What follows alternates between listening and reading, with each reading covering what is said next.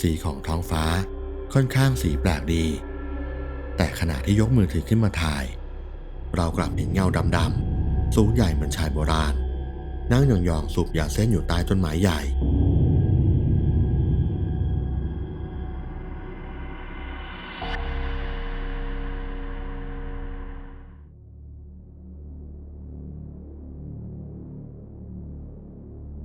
เรื่องเล่าจากแม่หญิงสูงวัยอายุเกือบ100 ปีที่ผ่านเรื่องราวมามากมายในชีวิตแต่เรื่องหนึ่งที่เราได้ยินมาและยังคงรู้สึกประหลาดใจจนถึงทุกวันนี้เป็นเรื่องของบ้านทรงไทยหลังหนึ่งติดริมแม่น้ำท่าจีนบ้านหลังนั้นที่ตกทอดมาจากบรรพบุรุษหลายชั่วคนจนปัจจุบันที่เหมือนจะถูกทิ้งร้างไม่มีใครเข้าไปอยู่และไม่แม้แต่จะประกาศขายที่เป็นเช่นนั้นแม่ได้เล่าให้เราฟังว่าเรื่องราวอาจจะค่อนข้างยาวอยู่สักหน่อยเป็นเรื่องของบรรพบุรุษของน้าซึ่งเป็นเจ้าของบ้านเรือนไทยริมน้ำหลังนี้ที่ว่ากันว่าปลูกมานานกว่า100 ปีอยู่กันมาก็หลายชั่วอายุคนจนภายหลังจากปู่ย่าตาทวดเสียชีวิตกันไปลูกหลานพากันไปเรียนต่อที่อื่นเรียนจบแล้วก็แยกย้ายกันไปทำงานต่างถิ่นกันอีกเหลือเพียงน้าสาวเพียงคนเดียวที่อาศัยอยู่ภายในอาณาบริเวณบ้านซึ่งก็ใช่ว่าจะอยู่ในบ้านทรงไทยหลังนั้นเพราะพื้นที่ใช้สอยค่อนข้างมากน้าจึงขยับออกมาปลูกบ้านทันสมัยบดบังเรือนไทยหลังนั้นเอาไว้ที่ดินผืนนี้ด้านหน้าจะติดถนนส่วนด้านหลังติดแม่น้ำถนนสายนั้นเป็นถนนที่ชาวสุพรรณบุรีคุ้นเคยกันดีว่าเป็นถนนสายในเส้นทางจากในเมืองไปอำเภอบางปะม้าสายเก่าขึ้นชื่อมากเรื่องผีดุเพราะมีวัดตลอดสายห่างกันไม่ไกลในแต่ละวัดตกกลางคืนจะค่อนข้างเงียบเปรี่ยวและวังเวงเป็นศูนย์รวมของความน่ากลัวชนิดที่ไม่ค่อยมีใครอยากขับผ่านไปถ้าไม่จำเป็นจริงๆส่วนเราเองนั้นจำได้ว่าแม่เคยเล่าให้ฟังว่าเส้นนี้จะมีเพื่อนแม่ที่เป็นพยาบาลอยู่หลายหลังหลังนี้เป็นเรือนไทยที่ว่าอยู่ช่วงทางโค้งพอดีและอยู่ช่วงกลางๆขนาบข้างด้วยวัดมากมายหลายวัดอยู่น้าคนนี้จะชอบดื่มเบียร์ดื่มเหล้าหลังจากปลดเกษียณมาถ้ามีเวลาว่างก็จะไปสังสรรค์กันอยู่ในกลุ่มไม่กี่คนในกลุ่มนั้นมีแม่ของเรารวมอยู่ด้วยจนมีอยู่วันหนึ่งแม่กับน้าไปสังสรรค์กันที่บ้านน้าอีกคนเหมือนกับปกติแต่แม่มาเล่าให้ฟังในภายหลังว่ามันได้เกิดเหตุการณ์ไม่ปกติขึ้นนั่นคือขณะที่ทุกคนกำลังดื่มกินกันพูดคุยกันไปจู่ๆแม่ก็หันไปเห็นใบหน้าของน้าสาวที่เป็นเจ้าของบ้านเปลี่ยนไปที่เปลี่ยนไปที่ว่าคือจากใบหน้าของหญิงวัยกลางคนกลับเป็นใบหน้าของผู้ชายดำทะมึนซ้อนขึ้นมาพร้อมกับส่งเสียงคลางฮือๆเหมือนกับคนกำลังร้องไห้ตอนนั้นแม่รู้สึกตกใจมากจึงได้สะกิดให้น้าอีกคนซึ่งเป็นเจ้าของบ้านเรือนไทยให้หันมาดูว่าเห็นเหมือนกันไหมหรือว่าเกิดอะไรขึ้นกันแน่ขณะที่น้าอีกคนหันมามองตามที่แม่บอกก็เห็นเหมือนกันว่าเป็นภาพของผู้ชายใบหน้าดำทะมึนที่น้ารีบยกมือไหว้แล้วบอกว่าจะทำบุญอุทิศส่วนกุศลไปให้จากนั้นชั่วพริบตาเดียวทุกอย่างกลับมาเป็นปกติใบหน้าของน้าที่ร่าเริงเหมือนเดิมเสียงคลางฮือๆก็หายไปด้วยเหมือนไม่เคยผ่านเหตุการณ์แปลกประหลาดนั้นมาก่อนจนเมื่อทุกคนเริ่มพูดคุยกันขึ้นมาทำให้พอรู้คร่าวๆจากปากของน้าเจ้าของบ้านเรือนไทยว่าภาพซ้อนที่เห็นนั้นเป็นปู่ทวดของแกเองที่เสียชีวิตด้วยโรคชราผ่านในบ้านเรือนไทยหลังนั้นโดยไม่มีใครรู้เรื่องมาก่อนเพราะต่างคนต่างแยกย้ายกันไปเป็นไปได้ว่าปู่อาจจะยังวนเวียนหรือวิญญาณอาจมาทวงถามหาส่วนบุญที่ลูกหลานจะทำไปให้น้าจึงได้บอกกล่าวออกไปเช่นนั้นจนภาพของปู่เลือนหายไปและจากวันนั้นในอีกหลายสัปดาห์ต่อมาน้ากับแม่ก็มีการปรึกษาหารือกันว่าจะทำบุญบ้านหลังนี้สักครั้งเพราะตั้งแต่อยู่อาศัยกันมาไม่เคยได้ทำบุญบ้านมาก่อนเลยจึงมีการเชิญแขกเรือมาร่วมรับประทานอาหารโต๊ะจีนซึ่งมีเพียงไม่กี่โต๊ะจัดงานง่ายๆเลี้ยงพระเช้า เลี้ยงอาหารแขกเรือช่วงพักเที่ยงและแน่นอนว่าในงานมีน้าและแม่ของเราไปด้วยเรื่องราวอันน่าประหลาดใจและสุดสะพรึงนั้นก็เกิดขึ้นที่บ้านเรือนไทยริมน้ำหลังนั่นเองโดยในวันที่จัดงานทำบุญบ้านแม่ได้ไปร่วมงานและกลับมาเล่าให้ฟังว่าแม่ไม่เคยไปบ้านน้ามาก่อนเคยได้ยินแต่ว่ามีบ้านพักอยู่แถวริมแม่น้ำและถนนสายนั้นแม่เดินทางไปโดยมีเราขับรถไปส่งและขับรถไปรับแต่โชคดีที่เลี้ยงกลางวันเลยไม่ได้เจอเหตุการณ์น่ากลัวใดๆด้วยตัวเองแต่คนที่มาร่วมงานน่าจะเจอกันหลายคนอยู่โดยเฉพาะแม่ที่มีเซนส์มักเห็นสิ่งลี้ลับโลกเหนือธรรมชาติอยู่เสมอแม่เริ่มเล่าให้เราฟังว่าวันนั้นในงานมีเลี้ยงเบียร์เครื่องดื่มแอลกอฮอล์ต่างๆแต่แม่ก็ไม่ได้ดื่มมากนักเพราะพออายุมากขึ้นแม่จะสังสรรค์น้อยลงแต่ด้วยความที่อายุมากขึ้นนี่แหละทำให้เข้าห้องน้ำบ่อยกว่าปกติหลังจากการดื่มและมีน้าเป็นคนพาไปห้องน้ำซึ่งอยู่ด้านหลังของบ้านที่ติดถนนใหญ่หลังจากเดินไปถึงหลังบ้านแม่ถึงกับขนลุกสู้แม่บอกว่าอากาศที่ร้อนอยู่แท้ๆกลับเย็นจนขนหัวลุกมันจะมีทางเชื่อมเล็กๆระหว่างบ้านปูนด้านหน้าที่สร้างขึ้นมาใหม่ไปถึงบ้านเรือนไทยไม้โบราณหลังเก่าที่อยู่ติดริมแม่น้ำท่าจีนน้าเจ้าของบ้านได้พาแม่ไปชมความงามของบ้านหลังนี้ที่มีอายุยาวนานมาแล้วทำให้ดูเก่าแก่ทรุดโทรมไปตามกาลเวลาแม่ถามว่าทำไมไม่หาใครมาทำความสะอาดน้าก็เล่าว่าเคยจ้างคนมาเหมือนกันแต่มาไม่กี่คนก็ทำได้ไม่เกินครึ่งวันก็เพ่นแนบกันไปหมดแม่ยังเล่าต่อว่าก็น่าให้เพ่นอยู่เพราะบรรยากาศในบ้านเรือนไทยดูวังเวงมากประตูไม้เก่าเปิดปิดจะมีเสียงดังออดแอดตลอดถ้าเป็นช่วงกลางคืนแม่คงไม่กล้าเดินเข้าไปแน่ๆแต่ถึงอย่างนั้นแม้จะเป็นช่วงกลางวันก็ยังดูน่ากลัวอยู่ดีเพราะมันอึมครึมทำมึนและเงียบเหงาอย่างประหลาดขณะที่แม่เดินตามน้าเพื่อทะลุไปด้านหลังที่ติดแม่น้ำมีศาลาทรงไทยเล็กๆริมน้ำอยู่แม่ผ่านรูปบรรพบุรุษมากมายที่ติดเรียงรายไว้บนผนังบ้านและที่ทำให้แม่แทบช็อกก็คือมีรูปหนึ่งที่เหมือนดวงตาคู่นั้นจะมองตามแม่ไปด้วยตลอดเวลาและเมื่อแม่หันกลับไปเห็นดวงตาคู่นั้นบนใบหน้าดำๆเข้มๆแม่ก็ถึงกับอ้าปากค้างภาพนั้นแม่คลับคล้ายคลับคลาว่าเคยเห็นที่ไหนมาก่อนสักแห่งแต่แม่ก็นึกได้ว่ามันเป็นภาพเดียวกับที่ซ้อนขึ้นมาบนใบหน้าของน้าอีกคนที่พาไปดื่มกินสังสรรค์กันในวันนั้นแม่ถามว่านั่นใครน้าเจ้าของบ้านเรือนไทยบอกกับแม่ว่านั่นคือปู่ทวดจนแม่ขนลุกหนักกว่าเดิมรีบยกมือไหว้แล้วเดินผ่านทะลุไปศาลาริมน้ำอย่างไวเพราะไม่กล้าหันไปมองอีกดวงตาดุดันแบบคนโบราณท่าทางแกจะห่วงบ้านห่วงเรือนอยู่ไม่ใช่น้อยจากด้านหน้าจนถึงด้านหลังเรือริมน้ำเล็กๆก็โยเยไปบ้างตามกาลเวลาแม่ไปยืนอยู่ไม่นานรู้สึกถึงความเย็นจากไอน้ำและลมที่พัดแรงก็เตรียมจะชวนน้ากลับไปหน้างานตามเดิมแต่ฉับพลันนั้นเองแม่กลับได้ยินเสียงเหมือนดนตรีไทยบรรเลงดังมาจนต้องหันไปถามน้าว่าจ้างดนตรีมาด้วยหรือเปล่าน้าก็บอกว่าไม่ได้จ้างเท่านั้นแหละแม่ถึงกับชักชวนให้เดินกลับออกมา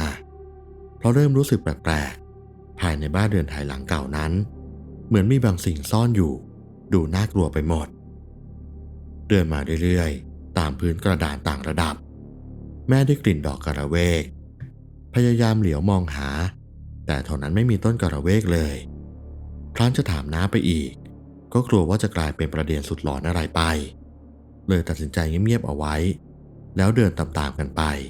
จนเกือบจะพ้นธรณีประตูด้านหน้าแต่ก็ไม่รู้ว่ามีลมอะไรซึ่งพัดมาแรงมากพัดมาวูบเดียวประตูไม้บานใหญ่ตรงหน้าแทบจะปิดลงอย่างแรงในชั่วพริบตาเดียวแม่เผลอร้องออกมาด้วยความตกใจเอามือทาบอกขณะที่น้าเองก็เหลียวซ้ายแลขวา เหมือนหวาดระแวงอะไรบางอย่างก่อนจะหันไปยกมือไหว้ทางผนังที่ติดรูปบรรพบุรุษเอาไว้แล้วพึมพำบอกกล่าวว่าได้ทำบุญให้ตามสัญญาแล้วขอให้ไปสู่ภพภูมิที่ดีส่วนแม่เป็นเพื่อนร่วมงานที่มาร่วมงานไม่ได้พามาลบหลู่แต่อย่างใดหลังจากประโยคนั้นก็เป็นที่น่าประหลาดใจมากที่ทั้งกลิ่นกาลเวกทั้งเสียงดนตรีไทยที่ดังอยู่เมื่อครู่ก่อนค่อยๆอันตรธานหายไปหมดประกอบกับเสียงประตูไม้บานใหญ่ที่น้าค่อยๆเปิดออกหลังจากที่ปิดเองเมื่อครู่ก่อนทั้งแม่และนาแทบจะก้าวออกมาอย่างรวดเร็วแต่ตั้งแต่ตอนนั้นแม่ก็คิดไว้เลยว่าจะไม่เข้าไปสำรวจอะไรในบ้านทรงไทยหลังนั้นอีกแล้วแม้จะชื่นชมในความงามความวิจิตรของการปลูกสร้างก็ตามนั่นคือเรื่องราวที่แม่เล่าให้ฟังในภายหลังจากที่เราได้รับแม่กลับมาถึงบ้านแล้วและอาจจะหลังจากที่เราได้เจอเรื่องราวประหลาดที่บ้านอาถรรพ์หลังนั้นด้วยซ้ำย้อนหลังจากเรื่องราวที่แม่เล่าให้ฟังนั้นดูแล้วแม่คงไม่ได้คิดจะเล่าอะไรให้เราฟังสักเท่าไหร่เพราะน่าจะเกรงว่าเราจะหวาดกลัวไปด้วยแต่ในวันที่เราไปรับแม่กลับจากบ้านงานนั้นก็ไม่ได้เดินไปดูเรือนไทยอะไรที่ว่าทางด้านหลังและไม่รู้ด้วยซ้ำไปว่ามีเรือนไทยติดริมน้ำอยู่ภายในรั้วบ้านทันสมัยนั้นด้วยจนแม่กลับมาเล่าให้ฟังในภายหลังนี่แหละแต่ถึงเราจะไม่ได้เข้าไปสำรวจบ้านเรือนไทยกับแม่ด้วยแต่ก็ยังพอนึกภาพคุณปู่คุณตาในสมัยก่อนที่หน้าตาดุดันดวงตาเข้มขลังบางคนไว้หนวดยาวเฟิร์มบางทีมันก็มีความน่ากลัวในตัวเองโดยไม่ต้องแสดงอิทธิฤทธิ์อะไรเลยด้วยซ้ำส่วนเราเองตามที่เล่าว่าไม่ได้เข้าไปชมความงดงามของเรือนไทยกับแม่แต่ก็รับรู้ถึงความประหลาดใจหลายอย่างระหว่างไปนั่งรอที่ด้านในบ้านปูนที่ติดถนนแถมเป็นทางโค้งลาดเทเข้าหาบ้านนี่ถ้าเป็นตามหลักฮวงจุ้ยคงไม่ค่อยดีสักเท่าไหร่เรานั่งมองบรรดาลุงๆน้าๆร้องเพลงคาราโอเกะระหว่างรอรับแม่เพื่อกลับบ้านในวันนั้นทำให้มีเรื่องเล่าเสริม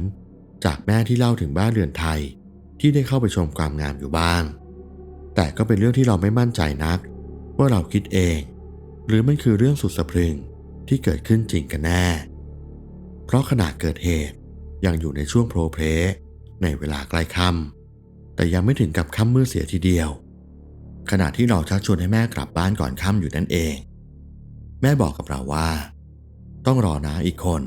จะได้ขับรถกลับพร้อมกันขณะที่นั่งรออยู่นานแต่ไม่มีวี่แววว่าบรรดาผู้ใหญ่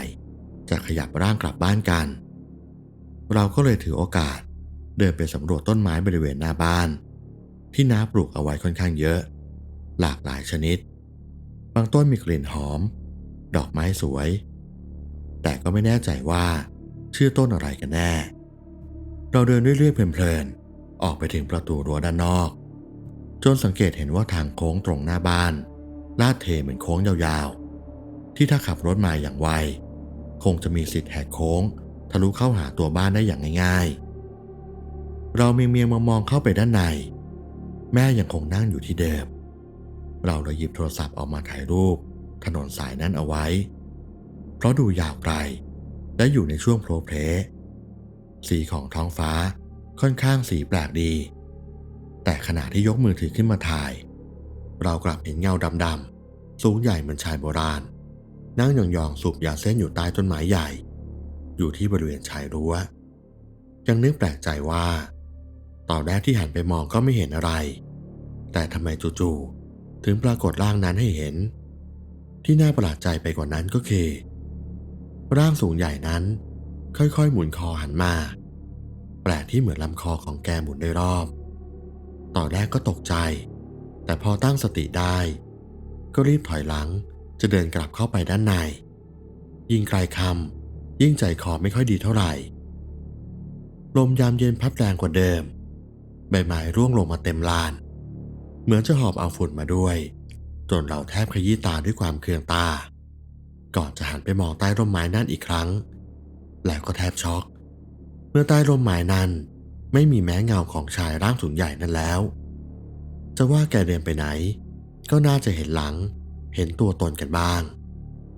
แต่นี่คือถนนสายนั้นว่างเปล่า ไม่มีทั้งรถที่แล่นผ่านไปมาและไม่มีใครสักคนที่เดินอยู่ริมทางสายนั้นหรือว่าแกจะเป็นแขกที่มาในงาน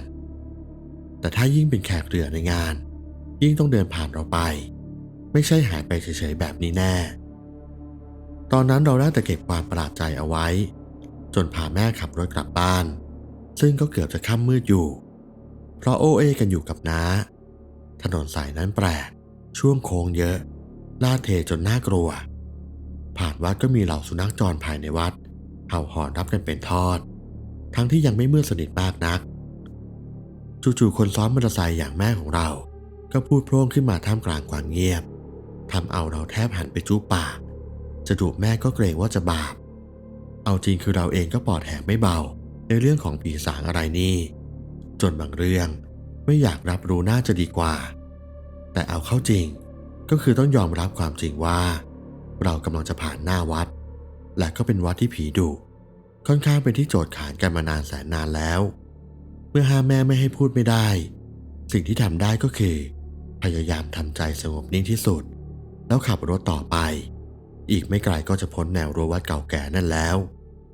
แต่ขณะที่รถเคลื่อนตัวไปเรื่อยๆนั่นเองจู่ๆก็เหมือนมีบางสิ่งวิ่งฉิวตัดหน้ารถไปอย่างรวดเร็วมันเร็วจนเราแทบดูไม่ทันว่ามันคืออะไรกันแน่แต่ถึงอย่างนั้นก็เบรกจนตัวโกงใจหายใจคว่ำนึกว่าโชคดีที่รถไม่ล้มหรือไม่ได้ชนจนทำให้เกิดอุบัติเหตุขณะที่แม่โวยวายเสียงดังขึ้นมาว่าไอ้แมวบ้าสรุปแล้วมันก็คือแมวจริงๆเพราะเมื่อเราหันไปมองตามเสียงแม่บ่นเจ้าตัวต้นเหตุคือแมวสีดำตัวใหญ่ดวงตาของมันแดงโรดสะท้อนกับแสงไฟจนแวววาวน่ากลัวแอบคิดว่ามันเป็นแมวจริงหรือแมวผีกันแน่แต่เราก็ไม่ได้คิดหาคำตอบจริงจังอะไรได้แต่พยายามเร่งเครื่องให้ไวขึ้นอีกหน่อยเพื่อให้ถึงจุดหมายปลายทางให้เร็วขึ้นแต่ขณะที่เราเร่งเครื่องกลับรู้สึกเหมือนเหยียบบางสิ่งจนรถเหมือนถูกเหวี่ยงเบี่ยงเอ็นไปดีว่าเราพยายามทรงตัวไว้ได้ทำให้รถมอเตอร์ไซค์ไม่ถึงกับล้มแต่เราก็อดประหลาดใจไม่ได้ตรงจุดนั้นไม่ได้มีเนินหรือที่ชาวบ้านเรียกกันว่าลูกระนาดเพื่อให้ลดความเร็วของรถแต่ว่าเราเหยียบอะไรกันเราได้แต่บ่นกับแม่ว่าก็ดูแล้วนะว่าไม่มีอะไรแต่ไม่เข้าใจว่าไปเผลอเหยียบอะไรเข้าขณะที่บ่นอยู่นั่นเองเสียงแม่ร้องเหมือนตกใจอะไรบางอย่างแม่บอกว่าเราเหยียบท่อนแขนของคนเพราะแม่เป็นคนซ้อนท้ายเลยหันกลับไปมองแต่เราไม่เห็นเพราะไม่รู้จะเอี้ยวตัวกลับไปมองอย่างไรในขณะที่รถขับไปข้างหน้าแต่ถ้าเป็นอย่างที่แม่บอกมันก็ไม่ใช่เรื่องปกติแล้วท่อนแขนของใครจะมาหล่นอยู่กลางถนนให้คนขับเหยียบซ้ำไปซ้ำมาได้คิดได้เท่านั้นเรายิ่งรีบเร่งความเร็วขึ้นไปอีกจนผ่านพ้นรั้ววัดมาได้ก็เริ่มเข้าสู่เขตชุมชนเริ่มมีรถวิ่งสวนทางมีแสงไฟสว่างจากเสาไฟสาธารณะเท่านั้นเองเราก็ค่อยใจชื้นขึ้นมาบ้างจากที่หายใจไม่ค่อยสะดวกด้วยความกลัวก็ค่อยผ่อนคลายลงนับว่าโชคดีที่เรายังขับรถพาแม่กลับมาถึงบ้านอย่างปลอดภัยแต่ถึงอย่างนั้นเราก็ยังอดข้องใจกับสิ่งที่เราเหยียบก่อนพ้นกำแพงวัดไม่ได้สิ่งที่แม่ยืนยันว่ามันเป็นท่อนแขนของคนแน่ๆแม่ไม่ได้ตาฝาดไปเพียงแต่ท่อนแขนนั้นมีสีซีดขาวเหมือนซากศพก็แน่ล่ะเราก็ว่ามันคงไม่ใช่แขนคนแน่ๆเพราะถ้าใช่เราคงเห็นก่อนที่จะเหยียบไม่ใช่เหยียบแล้วถึงได้ปรากฏให้เห็นส่วนบ้านอาถรรพ์หลังนั้นแม่มาเล่าให้ฟังเพิ่มเติมในภายหลังว่าไม่มีใครกล้าหรือเข้าไปยุ่งเพราะดูแล้วบรรพบุรุษเจ้าของที่จากห่วงที่ดินและบ้านหลังนั้นมากยังคงเป็นบ้านอาถรรพ์ริมแม่น้ำท่าจีนที่ถูกปิดตาย